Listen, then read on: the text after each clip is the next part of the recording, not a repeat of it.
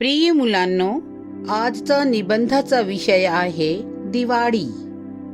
दिवाळी हा एक हिंदूंचा सण आहे। तो दिव्यांचा सण आहे। दिवाळीत आम्ही आकाश कंदील तयार करतो। आम्ही घरासमोर रंगोळी काढतो। घरासमोर पणत्या लावतो। आम्ही दिवाळीच्या फराळ तयार करतो। ते पदार्थ आम्हाला खूप आवडतात। आम्ही नवीन कपडे घालतो। आम्ही फटाके लावतो। शाळेला मोठी सुट्टी असते।